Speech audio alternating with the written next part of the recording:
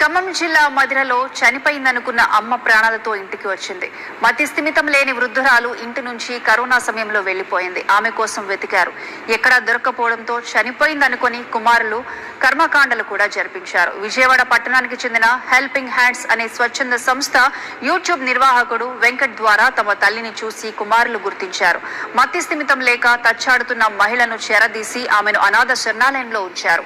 RK foundation అనాథ శరణాలయ నిర్వాహకులకు కలిసి తమ తల్లిని కుమారులు ఇంటికి తీసుకుని వచ్చారు. వారి కుటుంబ సభ్యులు కన్నీటి పర్యంతంతో కృతజ్ఞతలు తెలిపారు. తమ తల్లి దొరకడంతో కుమారులు ఆనందంతో ఆ ఇల్లంతా సందడి వాతావరణం నెలకొంది. మేము వెళ్ళి ఆమెను తీసుకురావడం జరిగింది. దాదాపు 2 సంవత్సరాల క్రితం ఈమె మా ఆశ్రమానికి రావడం జరిగింది.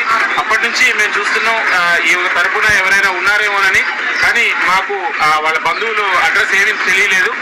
ఈరోజు హెల్పింగ్ హ్యాండ్స్ విజయవాడ వారు వెంకటన్న వాళ్ళు హెల్పింగ్ హ్యాండ్ అనే సంస్థ వాళ్ళు యూట్యూబ్లో పెడితే అది చూసి బ్రదర్ వాళ్ళు ముత్తయ్య గారు వాళ్ళు మా అమ్మని గుర్తుపట్టి ఏమని ఈరోజు మన ఆశ్రమానికి రావడం జరిగింది. ఈరోజు మధిర టౌన్ పోలీస్ వాళ్ళ సారథ్యంలో వారి సమక్షంలో వీరి తల్లి గారిని మరి వారి కుమారుడికి అప్పచెప్పడం జరుగుతుంది. ఈరోజు మరి వారి తల్లిని తీసుకెళ్తాం. మాకు కూడా చాలా ఆనందంగా ఉంది. దాదాపు 2 సంవత్సరాలు మరి నాగేంద్రమ్మ, ఈమె పేరు నాగేంద్రమ్మ, 2 సంవత్సరాలు మన దగ్గర ఉంది. మేము ఈమెకి స్వర్ణ అని పేరు పెట్టినాం. ఈ 2 సంవత్సరాల నుంచి ఈమె మా దగ్గరే ఉంది. మరి ఈరోజు వాళ్ళ కుమారుడి చేతిలో పెడుతున్నాం. జాగ్రత్త చూసుకోయ్యా, ఓకేనా? దాదాపు